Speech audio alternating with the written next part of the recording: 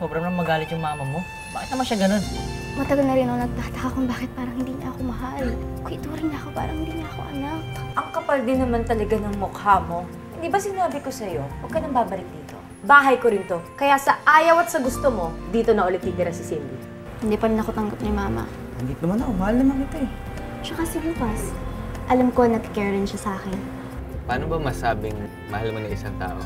Kapag bigla akong sisinukin, doon ko nalalaman na in love na nga ako. Kaya na pa umalis ang daddy mo. Si Abs po. Kagabi pa siya hindi umuwi. Kaya tayong dalawa lang ang tao dito.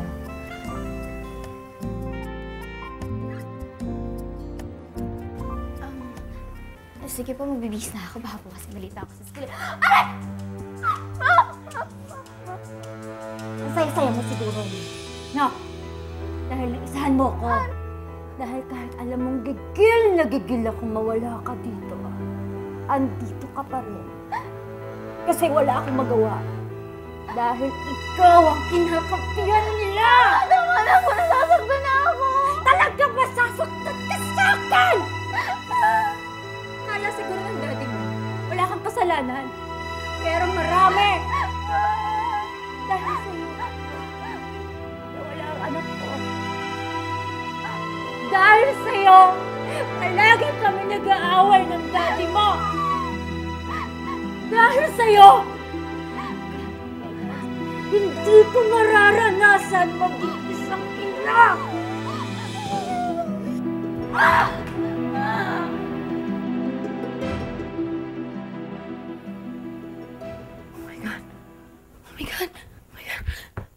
Ano itong kagagahang nagawa ko?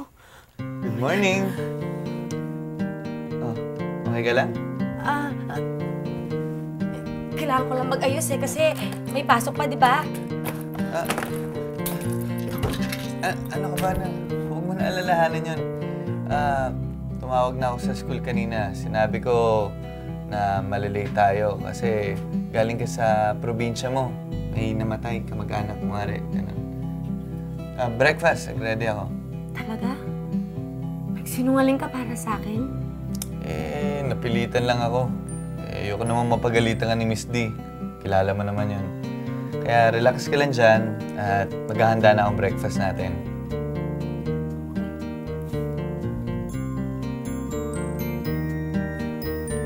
Talaga? Yung lalaking sobrang tino at corny na yun?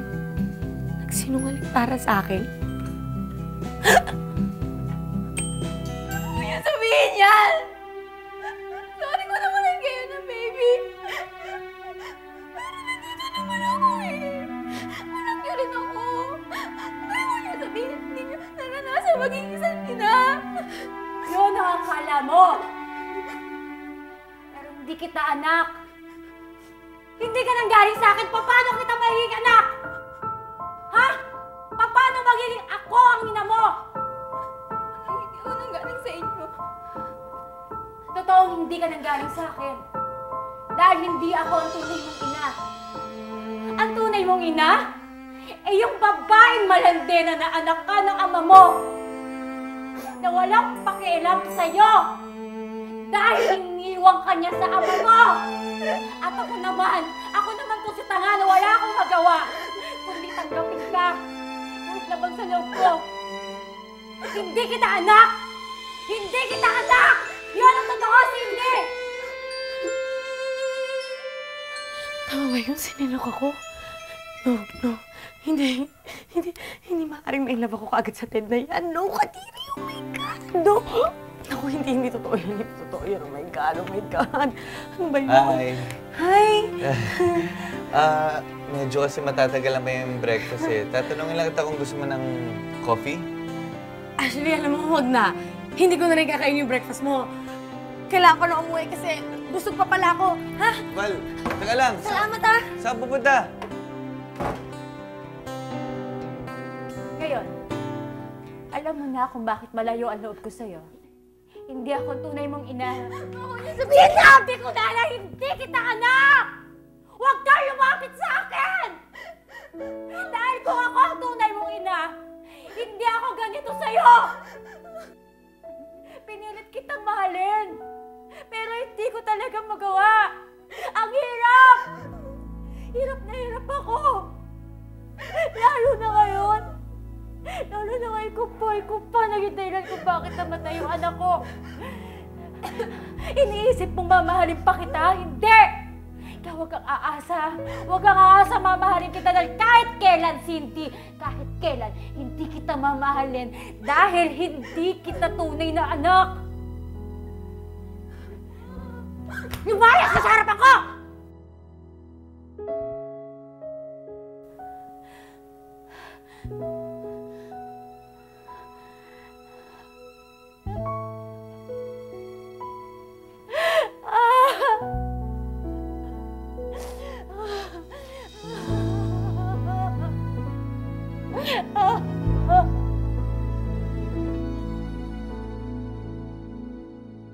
Okay na po to. Kompleto naman yung mga papeles nyo. Pirma na lang ni Mayor ang kulang. Salamat, Robert. We owe you a lot. Sige po. Kaya, mag-break ka muna para makapag-merienda tayo. Wala akong problema. Sige, next time na lang. Anak ko po. Sige po. Okay. Ingat po kayo. Cindy. Bakit? Ano ginagawa mo dito?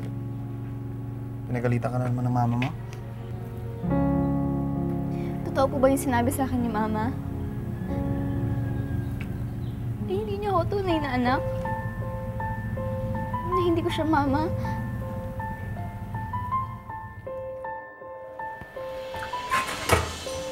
Ano kailangan mo? Bakit nakataka ka dyan? Hindi ko pa kasi nakikita si Cindy. Napasok ba siya? Pakialam mo. Di ba nag-usap na tayo na layo mo na siya? Concerned lang naman ako. Gusto ko malaman kung okay ba talaga siya. Okay na siya. Kung hindi siya okay, ako nang bahala sa kanya.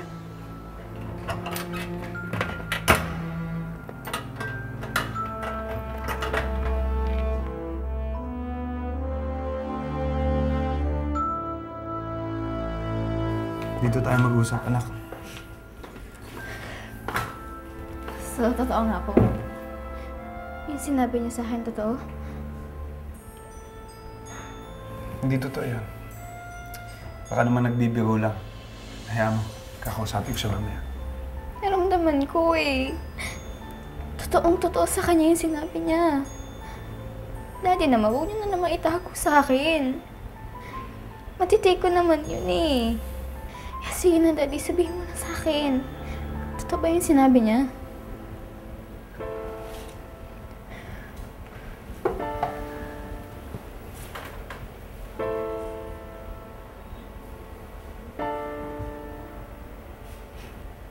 Yun ba ang rason kung bakit hindi niya ako magawang mahalin? Kasi hindi nga siya yung mama ko. Cindy. Oo, totoo yan. Hindi siya ang tunay mong ina. Ano ang karapatang makatao na hindi tinatamasa ng magkapatid na Crispin at Basilio? Ilagay ang inyong sagot sa mga batas. Hoy! Di mo ata kasama yung kambal-tukong mo. Iwan ko. I'm sure kaya umabsent si Cindy. Kasi nag-iisip na naman siya ng paraan kung paano landiin si Lucas. I have to give it to Cindy, girls. Sebastian! Saan ka pupunta? Bakit wala ka sa loob ng classroom mo? Sir Pete, may pupuntahan po ko. Anong pupunta? Hindi pwede. Bumalik ka sa loob ng classroom ko, hindi isusumbong kita kay Miss Di Makulangan. Sebastian! Hoy! Ano ba ang iingay niyo? Wala ba kayong klase? Hindi ako maingay. May klase kami. Hoy, kayong girls, hali kayo. Mag-English tutorial tayo ngayon. Bibigyan ko kayo ng surprise quiz. Now na! O, bilis na, bilis, bilis! Surprise kayo, no? Surprise quiz. Okay, ito na po. Bilisan nyo. Pabagal. Sir Pete, uhulog mo ah. Mamaya sa longganisa. Anak, kaya lang naman namin sinikreto yun sa'yo. Dahil ayaw kong lumaki ka na iniisip mong may pagkukulang sa buhay mo. Akala niyo ba lalaki akong buo pag hindi niyo sinabi sa akin na totoo? Cindy. Sana noong ba sinabi niyo na sa akin? Parang hindi na ako nagtataka kung bakit hindi niya ako mahal. Sana sinabi niyo na sa akin para hindi na ako mag-expect na mahalin niya ako ulit. Anak, sorry. Kahit na sorry niyo, Daddy. Kasi minahal ko na ng sobra-sobra si Mama. At sobrang nasaktan ako nung nalaman ko na hindi siya yung tunay kong ina.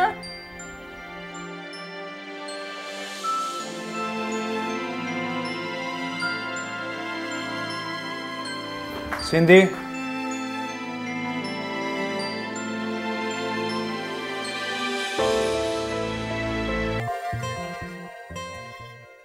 Nabasa ko dati sa libro itong ganitong quote.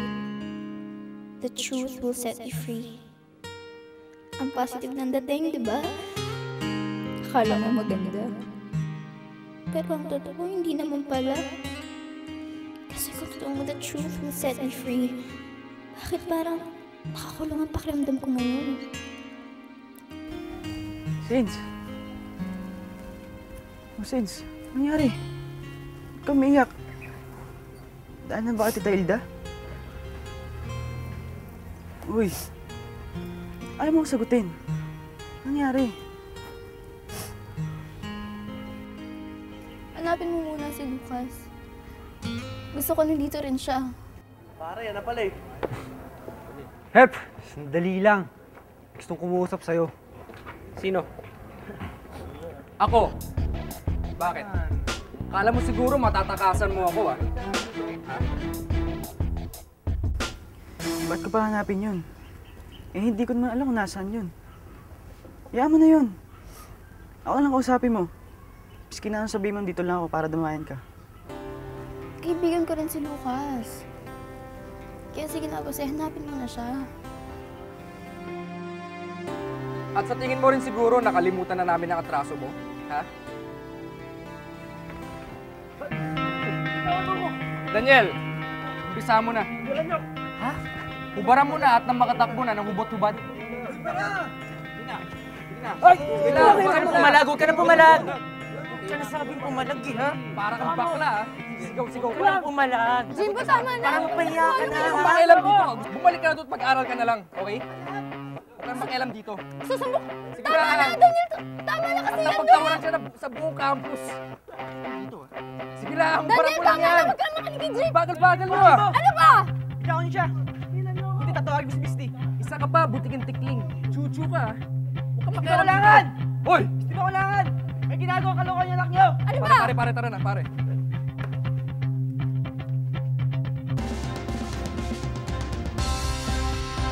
Talaga? Tingin niyo may appear sila? Oo naman. Malakas kayang kutob namin ni Miss Ida. Kaya kahit anong deny pa ang gawin ng dalawang yan, I'm sure may nangyaring milagro sa kanila noong acquaintance ball, di ba, ma'am? Grabe. Pero parang di pa rin talo yung guy, saka yung girl. Nako, sister. Kahit mukhang sanggano yung lalaki, matinik yun sa cheeks. At yung babae, maski mukhang masungit yun, naku, may tinatagong landi yun, no? Ewan ko, parang di pa rin ako makapaniwala. Siguradong nagkakamali lang kayo, mga intrigera talaga. Ay, naku, hindi ka Kami? Tigilan mo At hindi kami nagkakamali, no? Tama yun. At ikaw yung una Tama. nagtanong, no? Ikaw ang chismosa. Ikaw ang chismosa. Tanong ka ng tanong, wala akong sinasabi. Morning! Oh, good morning, Miss Val. Where's the party?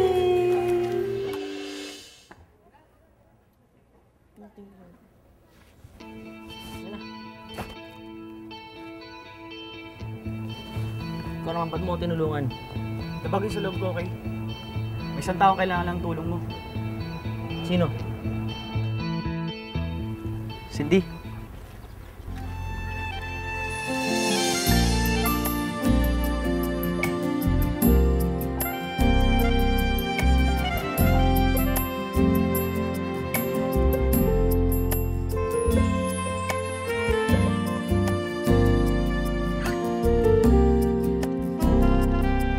Salamat, Lucas.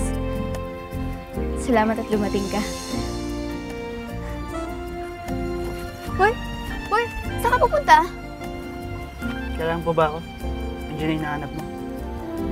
Ikaw ang best friend ko. Kaya dito ka lang, ha? Miss Val, di yata kagabi mo pa suot yan. Ay, oo nga, ano?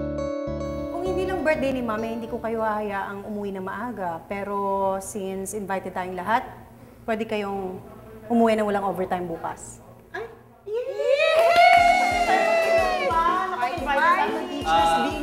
Kung kasama si Miss Val, di na lang ako sasama. Naku, syempre sasama yun, oh. Yung pa, mahilig pa yung pumarty. Pero bakit parang ayaw mo kasama si Miss Val? Oo nga, Papa Ted, bakit parang inis ka sa kanya? Bakit parang ayaw mo siya makasama? Sa akin na lang yun, wala kayong pakialam. Ay, kakaloka, parang may LQ si Papa Ted tsaka si Miss Val. Parang nga. Pero teka muna, bakit? Sila na ba? Ewan natin. Ay, naku, hoy kayo ha, bawal ang affair-affair dito sa school, ha? Tama! Hindi na siguro tayo nahintay ni Sarah. Tara na nga. Hey guys! Natarin, anong ginagawa niyo dito? Wala lang. Curious lang din kasi sila makakita ko ano bang itsura ng isang singaw. Singaw? Sino singaw? Ano pinagsasabi mo dyan? Si Cindy! Di ba singaw ang tawag sa mga biglaan na lang sumulpot sa mundo maski wala siyang tunay na nanay? Natalie, Yes, Cindy. Alam na namin ang totoo tungkol sa pagkatao mo. Alam na namin na hindi ka lumaki sa tunay mong mami. No wonder malandi ka kasi malandi rin ang mami mo. Like mother, like daughter. pwede ba tumigil ka na? Huwag mong babastisin ang mama ko. Bakit mo siya pinagtatanggol? Kilala mo ba siya? Alam mo ba kung sino siya? Alam mo ba kung anong itsura niya? Ba't ka nagre-react kapag sinabi kong malandi ka? Kasi sigurado kung malandi rin ang mami mo. Singaw ka nga, di ba? Singaw ka!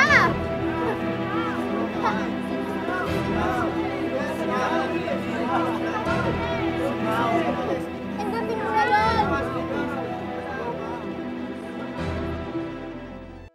Bakit sinabi mo sa kanya na hindi ikaw ang tunay niyang ina? At para maramdaman niya kung ano yung panghinayang na hindi niya nakilala yung ina niya. Tulad ko, kahit kailan, hindi ko makikilala yung anak ko. Sige, tirahin nyo lang! Tama na! Papagal eh! May lukas na igalit, di ba? Pakulan mo na ako! Hindi ka natakot ka na? Hindi ako agaya mo. Na kahit saan eskwela ka pwede pumasok dahil kayo may pera. Kaya lang ako nakakapasok sa school dahil sa scholarship. Hindi ba kayo magsasalita? Gusto nyo i-suspend ko kayo pareho? Naamin na po ako. Ano aminin mo? Ako po sumuntok kay Jimbo. Wala po siyang kasalanan.